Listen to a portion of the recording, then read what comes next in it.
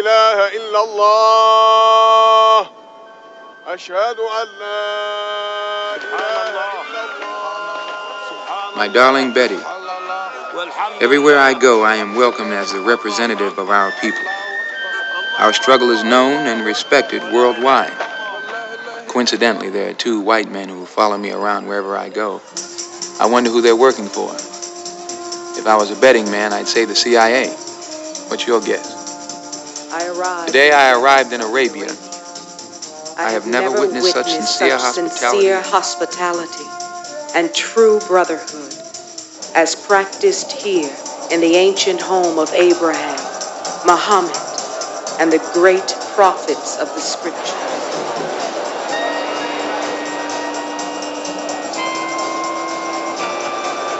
Today, with thousands of others, I proclaim God's greatness in the sacred city of Mecca.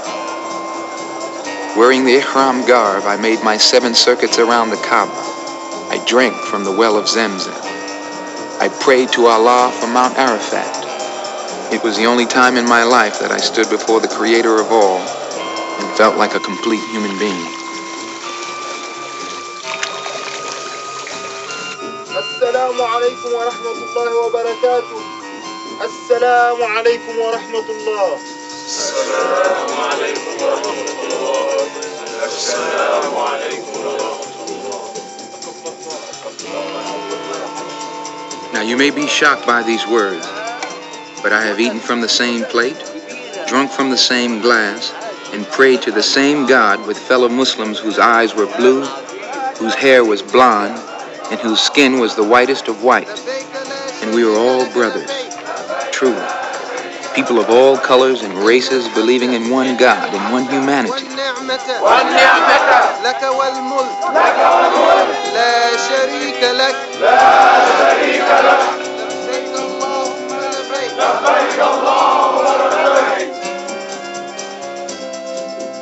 Each hour here in this sacred land enables me to have a greater spiritual insight into what is happening in America. The American Negro can never be blamed for his racial animosities. He's only reacting to 400 years of oppression and discrimination. But as racism leads America up the suicidal path, I do believe that the younger generation will see the handwriting on the wall, and many of them will want to turn to the spiritual path of the truth. The only way left in this world to ward off the disaster that racism must surely lead to. Once before, in prison, the truth came and blinded me. Well, it has happened again. In the past, I've made sweeping indictments of all white people. And these generalizations have caused injuries to some white folks who did not deserve them. Because of the spiritual rebirth which I was blessed to undergo as a result of my pilgrimage to the holy city of Mecca, I no longer subscribe to sweeping indictments of one race. I intend to be very careful not to sentence anyone who has not been proven guilty. I am not a racist. I am not a racist. And I do not subscribe to any of the tenets of racism. In all honesty and sincerity, it can be stated that I wish nothing but freedom, justice, and equality. Life, liberty, and the pursuit of happiness for all people. Now, my first concern, of course, is with the group to which I belong. For we, more than any others, are deprived of our inalienable rights. But I believe the true practice of Islam can remove the cancer of racism from the hearts and the souls of all Americans. And if I can die having brought any light, having exposed any meaningful truth that will help destroy this disease, then all the credit is due to Allah, the Lord of all the worlds, and only the mistakes have been mine. Please give all my love to the children. I love you dearly. Sincerely, Al-Hajj Malik El-Shabazz, Malcolm X. Bismillahirrahmanirrahim. Alhamdulillahi Rabbil Alameen. Ar-Rahmanir-Rahim. Maliki Yawmiddin. Iyyaka na'budu wa iyyaka nasta'in. Ihdina as-sirata mustaqim.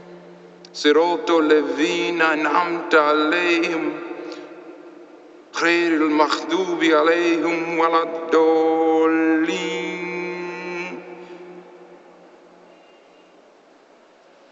آمين.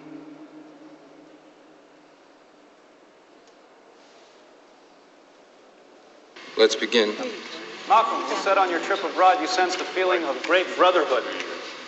Yes, when I was in Mecca, making the pilgrimage, the brotherhood that existed there among all people, all races, all levels of people who had accepted the religion of Islam,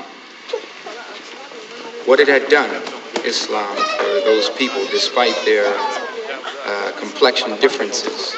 Perhaps if people here in America would try and practice and study the religion of Islam, it might help to erase the plague of racism here. I think Muslims over there look at themselves as human beings, as part of the same human family. Today, my friends are black, red, yellow, brown, and white. Malcolm, are you